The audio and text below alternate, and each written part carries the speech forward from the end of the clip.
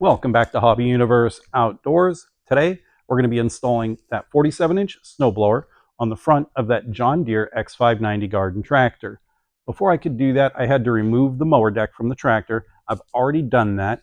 And if you're interested in seeing what my process is, or maybe to learn some tips and tricks for that process, I do have a video for that. And I'll put that in the description down below, a link to that video. But for today, we're going to worry about that snowblower.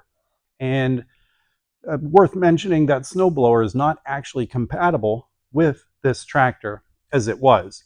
I had to buy an adapter kit that would allow that older snowblower, it's a 2012, to be able to connect to the front of that tractor. It was a real pain in the butt. I ran into a couple snags installing that conversion kit. We're not going to get into that today, but if you're interested in seeing what that process looked like or what some of my struggles were, or maybe you need to install one of those adapter kits as well, I have a video for that. You can find that on my channel. For now, we got to get that snowblower on that tractor so when the snow starts flying, I'm ready for it. Let's get started. If you enjoy this sort of content, you find this to be helpful, make sure you hit that subscribe button. Before we get started, I just wanted to mention that I have not installed this snowblower on this tractor yet. I've not installed any snowblowers on this tractor. This tractor is new to me probably about 2 months ago.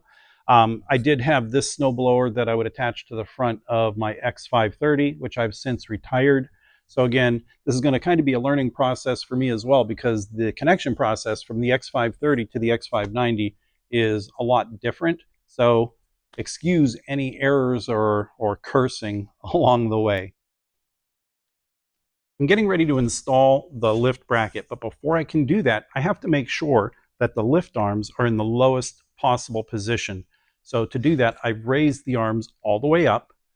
Now I'm going to rotate the lift control knob to the #1 position, and now I'm going to start the tractor, hit the lift and lower button, and manually push those arms down with my hand, and that way I'll know they're in the lowest possible position.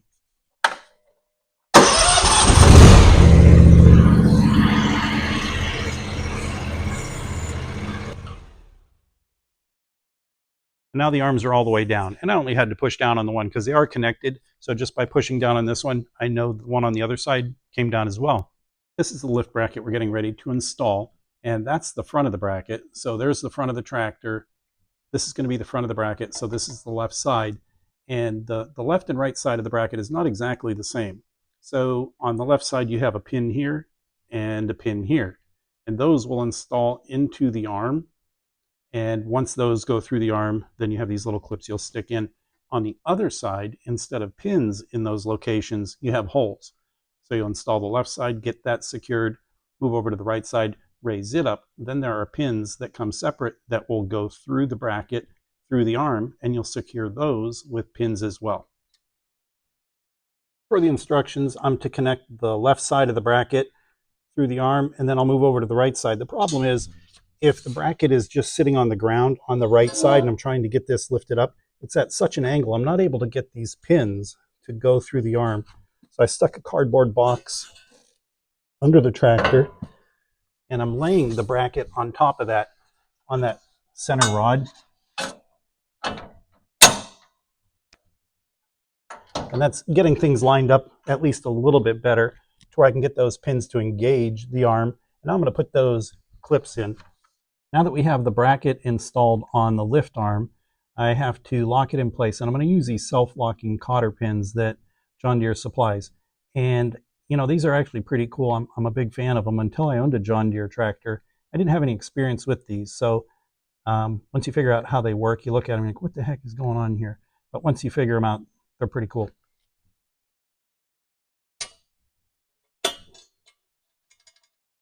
So with the left side of the bracket attached and I got those pins in, I'm going to raise the right side and I'm going to install the supplied pin, and I'm going to pass it from the center coming to the outside. And that way it should be easier for me to attach the self-locking cotter pin,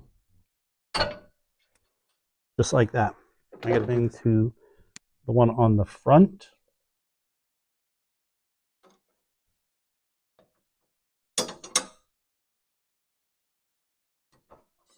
It's time to install the lift link on the hitch bracket.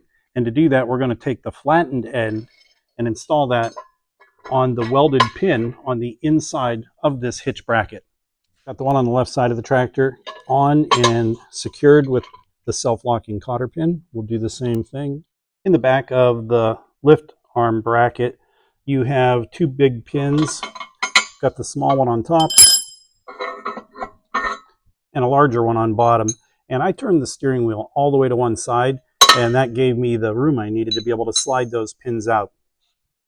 Now we have to lift up this bracket and hold it in place and slide the pins through. I'm going to start with the bottom one.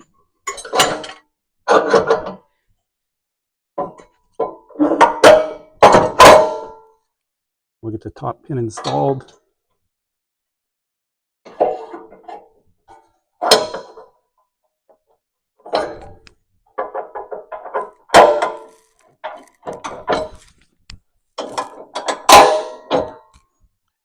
Now I've got those locking pins I'll have to put on the end of each of these shafts to keep those from coming out. Some of these pins, they're new, so they're tight, but also they're in really difficult spots to get to. I mean, I had tiny little elf hands. That'd probably help. Not that I have giant hands, but holy smokes, dude. Next, we're going to install the lift link arms onto this bottom bracket, which they should line up pretty good.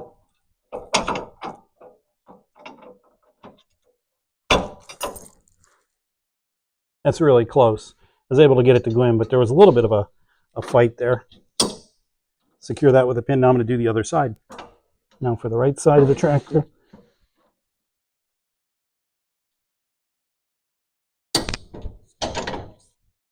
All right, ran into a little bit of a snag, and I'm going to show you what I did wrong.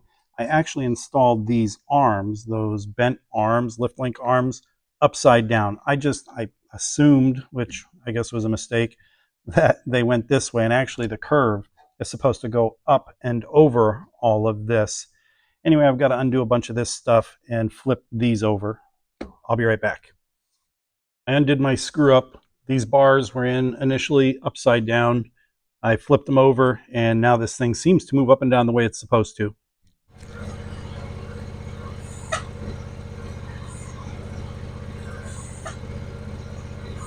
So that was a minor setback, not the end of the world, but if I'd have looked at the directions a little bit closer, I probably could have avoided that. Now that the bracket moves up and down the way it's supposed to, I'm going to pull the tractor forward, engage the snowblower, and then hopefully we can wrap this one up. With the snowblower sitting flat on the ground, it wasn't high enough to land, for these pins to land in the pocket on this front bracket. So I tilted it forward a little bit, and I slid that 2x4 underneath, tilting the snowblower forward. And I should have enough height now to engage those pins. Something else I wanted to point out is that I initially had the belt kind of tucked in over here out of the way, but after a couple test runs, I realized that's really not feasible. So just leave the belt out, get close like I am here, and then you can route the belt the way you need to. And just for reference, it's going to go under the first black bar, and then behind that are those silver pins. You're going to need to go above the bottom one of those, and that should get me right where I need to be to attach to the pulley underneath that'll drive this whole assembly.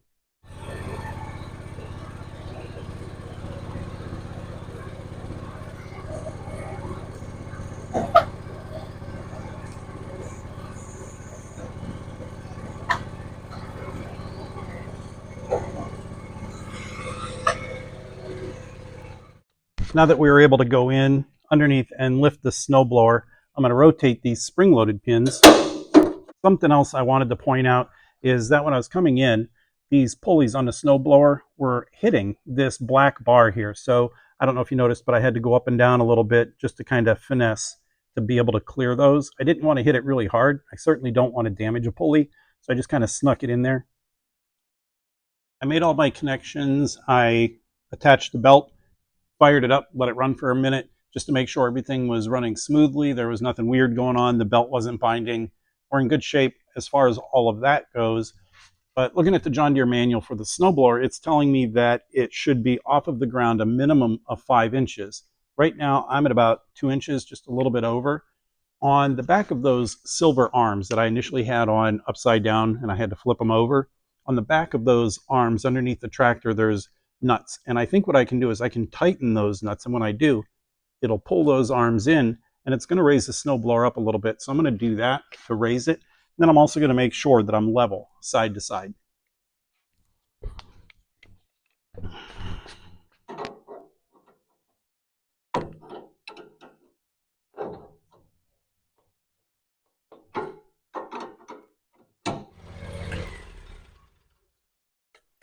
Cranked on those pretty good, and I'm not seeing much of a difference. Per the manual, I'm supposed to be able to lift this thing a minimum of 5 inches off the ground, and I made adjustments on those silver bars, the ones I initially had upside down. There's nuts on the back of them, so I tightened those up as much as I could, which raised this up a little bit. I was right around 2¼ inches initially. Maxing out that adjustment on those rods, I'm now at about 4 inches, almost like 3¾ inches. That is the max I can get. Not sure why I can't get the full 5 inches.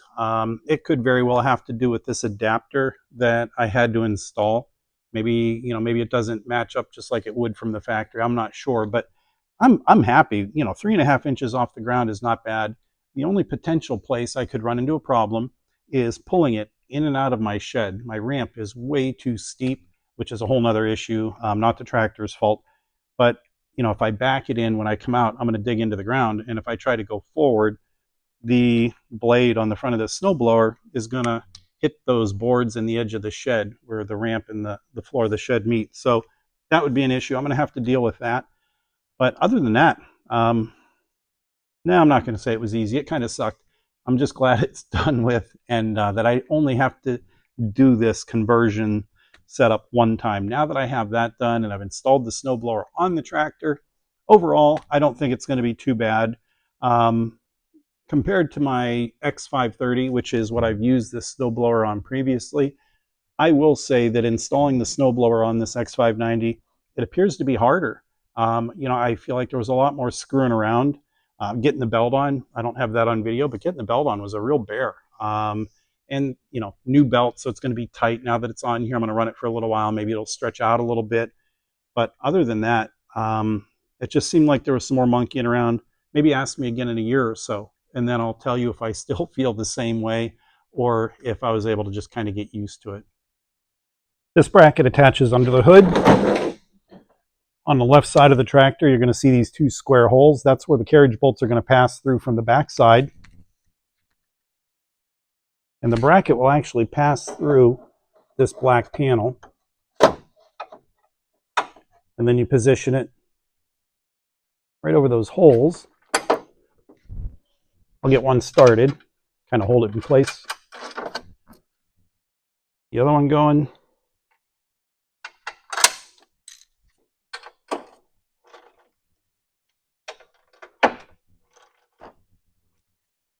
And this bracket, I'm actually going to leave on there year-round. I had it on my X530, and I never took it off. I just leave it on. It's never been in the way, never bothered me. So even though when I take off the snowblower, I've got all this other stuff that'll come off, it's pretty easy. It just bolts right to the side of it here. And the way this goes on is there's a square hole, another one of those carriage bolts that'll go there. Bottom hole on this bracket.